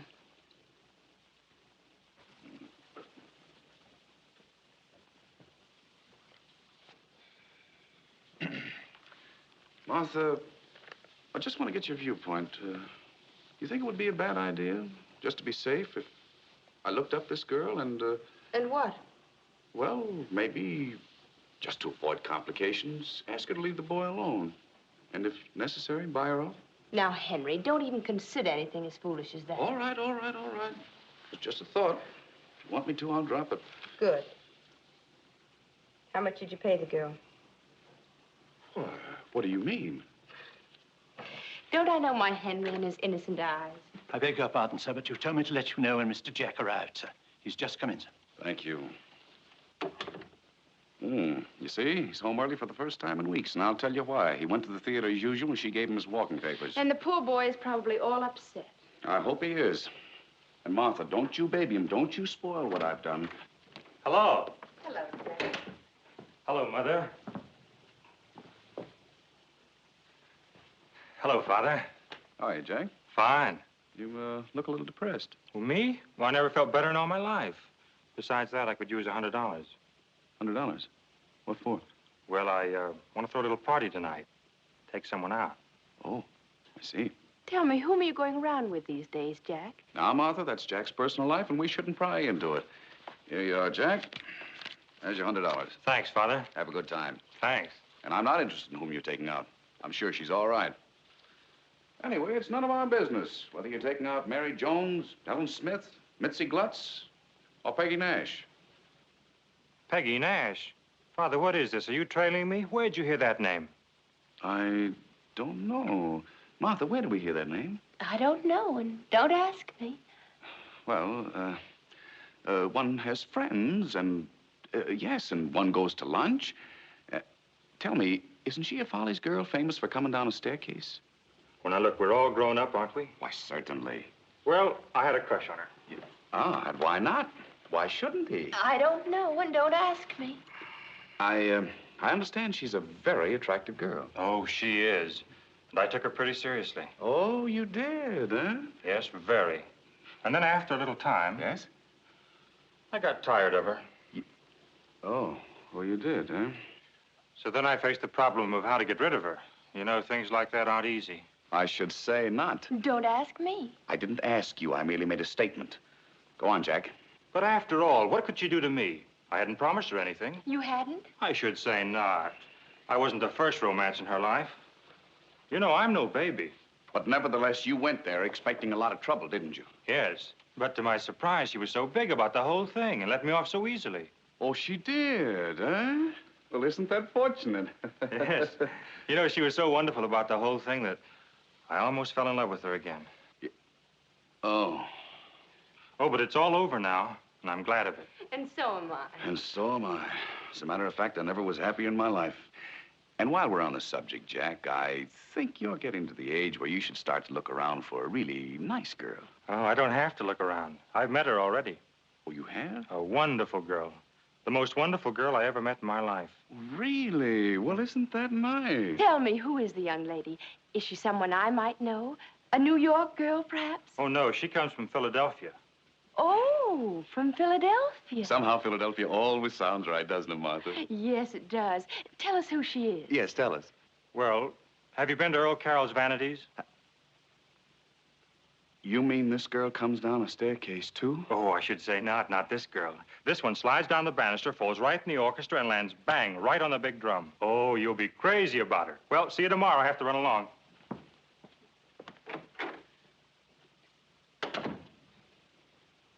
What's the matter with that boy? He's young, Henry. That's all. Come on, dear. It's time to go to bed.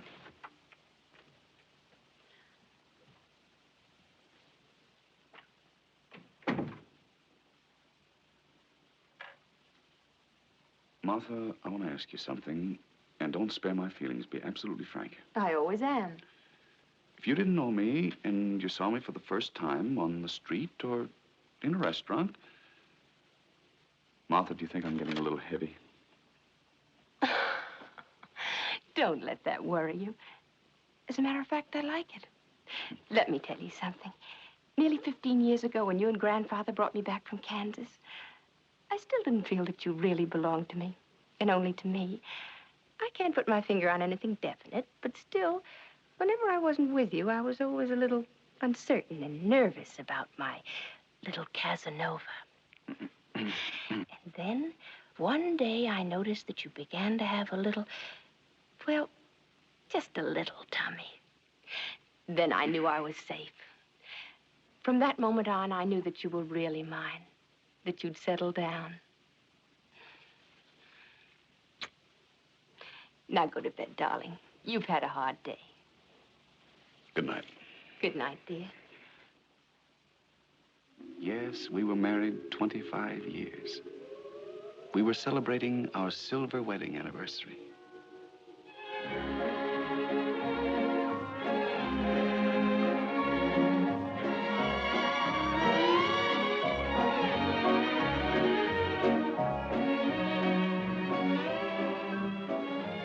Have you seen Mrs. Van Cleve? No, sir. I've been in the kitchen.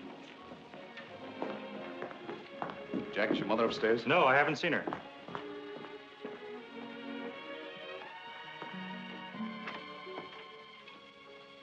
Darling, what are you doing in here all alone? Nothing. I just want to take a little rest. After all, it's been such an exciting evening. Nothing wrong, is it? No, nothing. Are you sure? Yes, dear. You're feeling all right, aren't you? Of course, darling. I'm just... Just what? Well, to tell you the truth, I was being a little sentimental, so I came in here for a few minutes.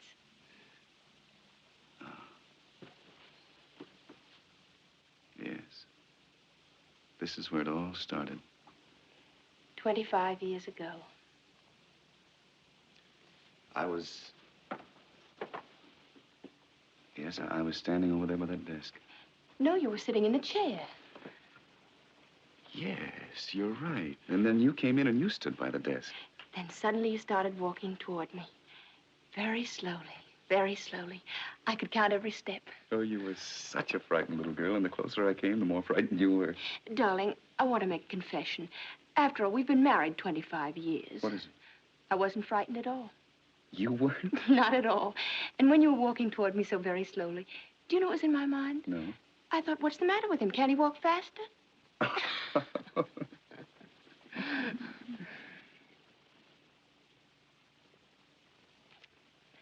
And then I ran out into the hall.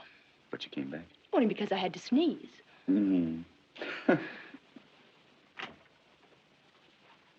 I beg your pardon, madam. You're wanted on the telephone.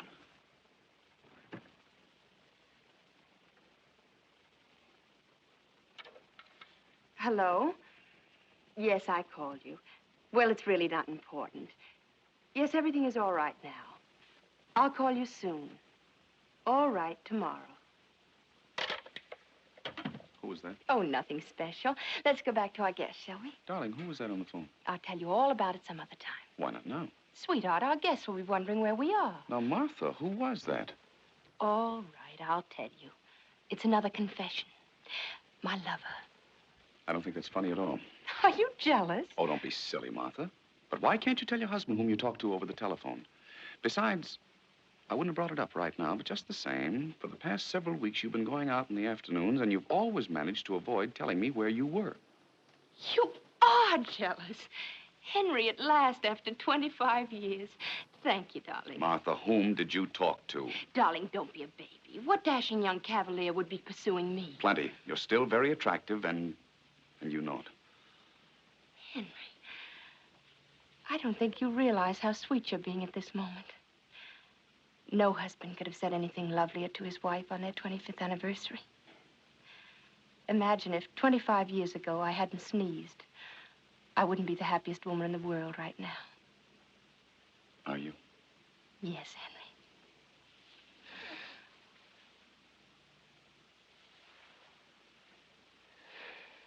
Now, who was it? I'll tell you tomorrow. I am not going to leave this room until you tell me.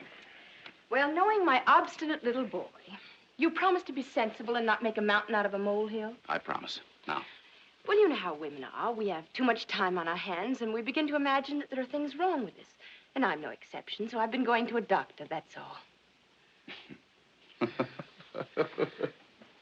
Darling, I feel like a fool. Now, I have a confession I must make to you. I really was jealous. Martha, what did you go to the doctor for? What's wrong? Nothing, really. Oh, so that's why you came in this room. You weren't feeling well. Darling, is it serious? I tell you, it's nothing at all. Just a little dizzy spell. Darling? Now, you promise to be sensible. Come on, let's dance.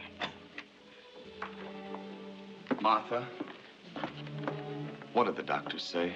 Listen, dear, if I take 5 drops 3 times a day, and if you don't worry about me too much, we'll both live to celebrate our golden anniversary. Now, come on, let's dance.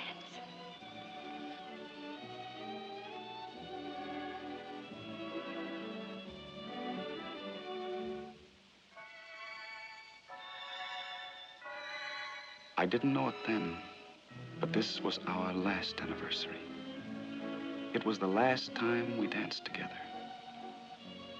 There were only a few more months left for Martha, and she made them the happiest of our lives together.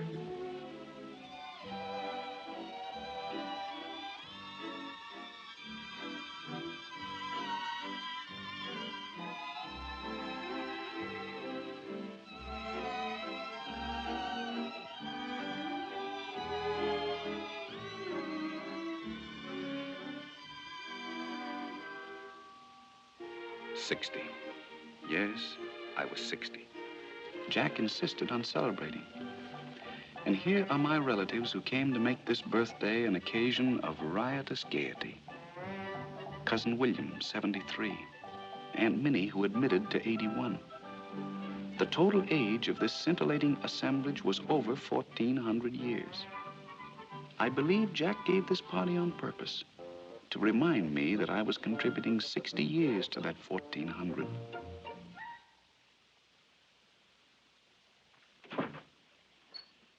Good morning. Good morning, Miss Ralston. Is Mr. Van Cleve down yet? He's having his breakfast. Oh, thank you. Good morning, Mr. Van Cleve. Good morning, Miss Ralston. Sorry to get you up so early, but I want these 2 letters to leave on the 9:30 plane. Yes, Mr. Van Cleve. And when you get back to the office, will you please see that I get a complete domestic report from every department before noon, because I may go to Chicago. Very well. Now, there's just one little thing. It's, well, a letter came in from your father addressed to the board of directors, and... Is he trying to go over my head again? I'm sure he didn't mean it that way. What does he want? We live together in the same house, and then he writes letters to the board of directors. What's the old gentleman trying to put over this time? He wants the board of directors to vote him a bonus. A bonus? He talked to me yesterday, confidentially. In case that bonus doesn't go through, he wanted me to persuade you to give him at least an advance on his monthly check. He shouldn't go to you, Miss Ralston. Oh, but... Well, I'm going to give him a lesson.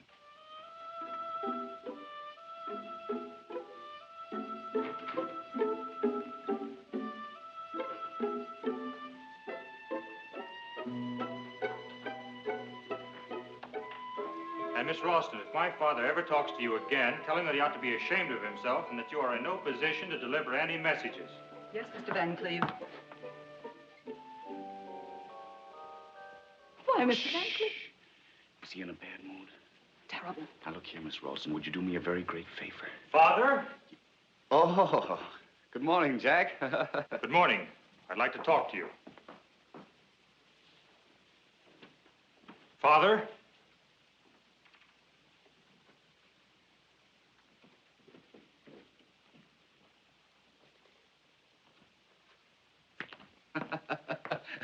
I heard a very funny story. You'll love it. It'll start your day off with a laugh.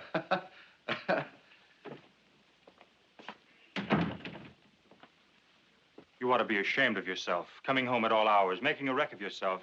How much longer do you think you can keep this up? Please, Jack, don't scold me. Someday you're going to collapse. Do I look that bad? You look like a ghost. I know you're right, Jack. I know I should change my way of living, but my boy, put yourself in my position. I'm lonesome. You're always away somewhere on business. And being alone in this big house night after night, you don't know what it's like. Neither do you, because you're never at home. But I can imagine what it's like. And, Jack, it's horrible. Now, my boy, I want to talk to you. I'm not fooling myself. I'm not getting any younger. I think the time has come for me to change my way of living. You know, Jack, when a man gets to be 60, the blood doesn't flow as fast anymore. Instead of a wild mountain stream, it becomes a quiet little brook. The other day, when I was sitting here all alone, you know what I felt like doing? What?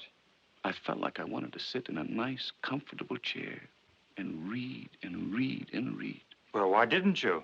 You know, the library's full of books, and I'm sure you haven't read one of them. Jack, the eyes can't take it anymore. Why don't you go to an oculist? Yes, that might do. Yes, that might do.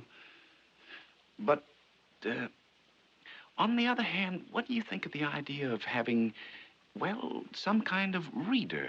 You know, someone with a pleasant voice, nice diction. I know just what you want. You mean one of those nice, quiet fellows from Yale or Harvard. Oh, they're easy to get. Now, who is she? Jack, you have the most suspicious mind. Come on. How old is she? Well, she's an unusually adult young woman. I met her at old Wilson Weatherby. She was his reader. The whole thing sounds a little fishy to me. Now, Jack, why do you want to deprive your old father of a little cultural pleasure? I can think of nothing more dignified and homelike than sitting in front of a fireplace and having someone read a fine book to me. Something worthwhile. Something...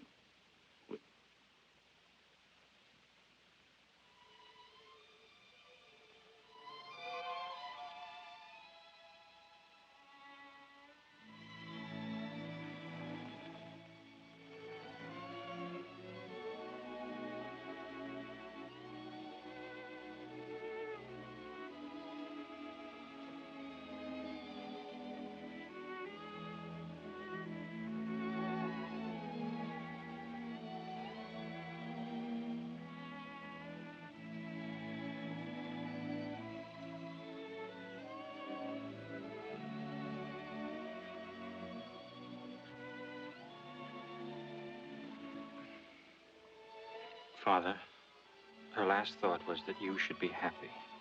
And I promised her I'd see to it. So if you want this young lady to read to you, go ahead with my blessing. No, I couldn't do it. When a man gets to be 60, his life isn't over, Father. Doesn't have to be over. If a man is lonely and he feels that he needs, well... You mean the feminine touch? That's natural. But I think he should find someone closer to his own age. Maybe. Not a girl of, 24. Well, that is a little out of proportion. I'm afraid so. But if, on the other hand, he should meet a cultured woman of... Right. Someone with real dignity. A woman of about 50 or 51. Or 52 or 53 or even 55. That's more like it. Yeah. Jack, my future looks pretty depressing. Mr. Van Cleve, you're wanted on the telephone, sir. Hello.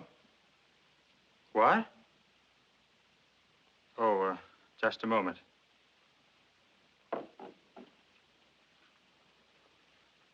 It's for you, Poochie.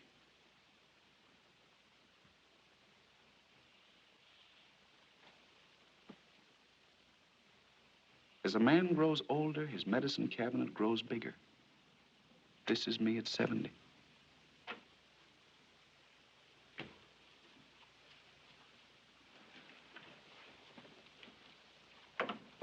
Now, really, there's nothing to worry about. But, Mrs. Van Cleve, please... I know, but it was his 70th birthday yesterday, and I didn't have the heart to keep him from celebrating a little. You know, I hate to go to that banquet and leave the old man alone. I'd just as soon stay home. No. It's perfectly all right for you to go. In fact, the fewer people around him, the better off he'll be.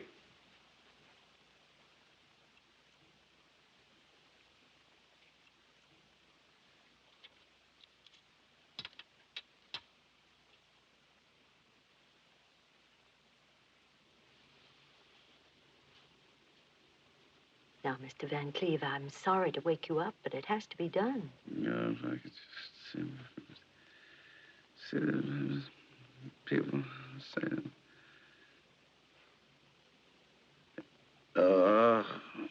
Now, open your mouth, please. Oh, go away, and leave me alone. Oh. What was that dream all about? Oh, I was having such a good time. Just open your mouth. What was that all about? Oh, yes. The door opened, and a man stepped out of a rowboat. He said, Henry, I've come to take you on a trip from which you'll never come back. Please, don't get excited. And I said, my good fellow, if I ever take a trip like that, it'll be in a deluxe cabin. And not in a dinky little rowboat that doesn't even have a bar. So I threw him out, rowboat and all. Good. And what do you think he did? He came back with a big luxury liner, floating on an ocean of whiskey and soda. And instead of funnels, there were big black cigars. And on top of the bar, sitting in a lifeboat, was the most beautiful blonde, wearing a Merry Widow costume. She dived into the whiskey and swam right over to my bedside. Henry, she said, how about a little dance? And the man from the boat took an accordion out of his pocket, and he played the Merry Widow waltz. The girl held her arms out to me, and she started to dance.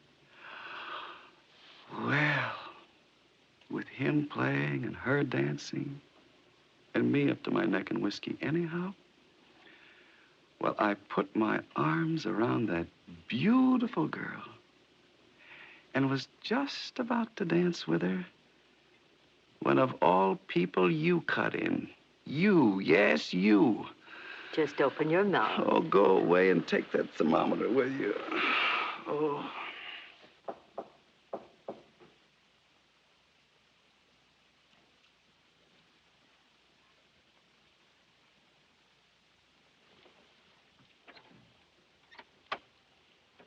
The night nurse has just arrived. All right.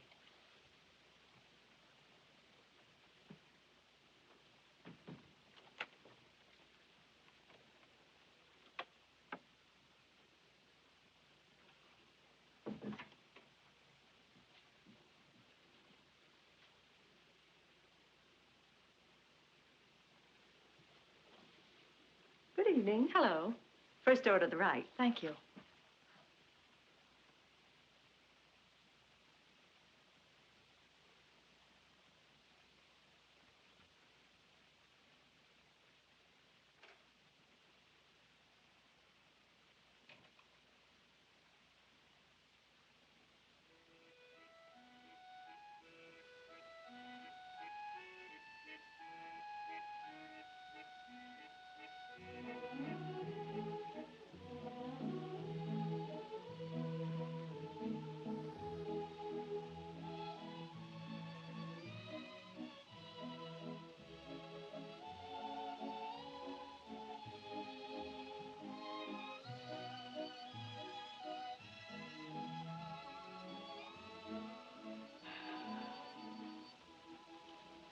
I'd fallen asleep, and suddenly I was awakened by a caressing touch on my forehead. I opened my eyes, and there she was, sitting right on the edge of the bed. Nellie Brown, registered nurse. Your Excellency, one look at her, and it didn't matter whether she was registered or not. Then she took out a thermometer, and she said, "Open your mouth." Who wouldn't for Nellie? And then she put the thermometer in, and my temperature went up to 110. Who could ask for a more beautiful death?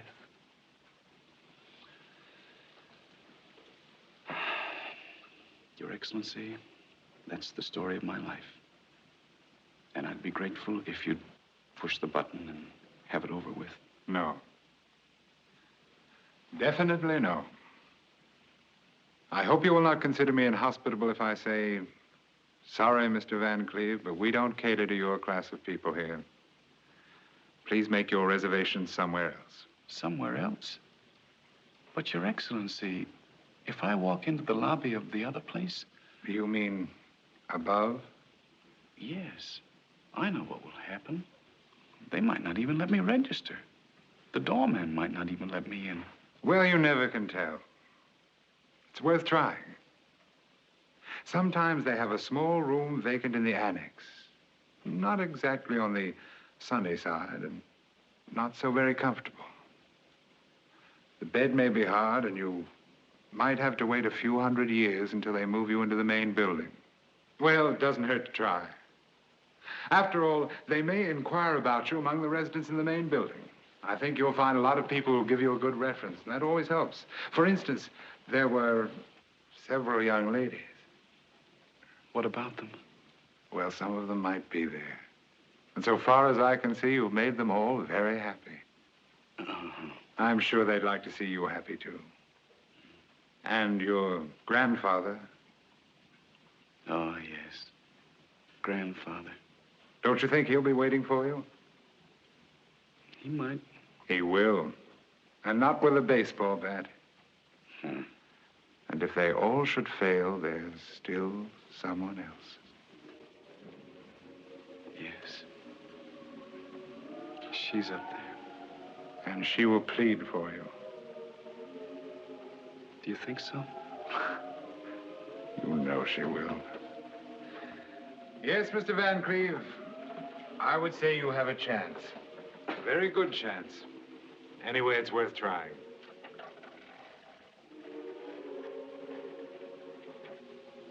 Goodbye. Goodbye, Your Excellency. And thank you. Good luck.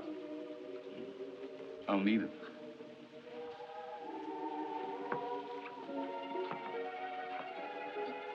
Down? No. Up.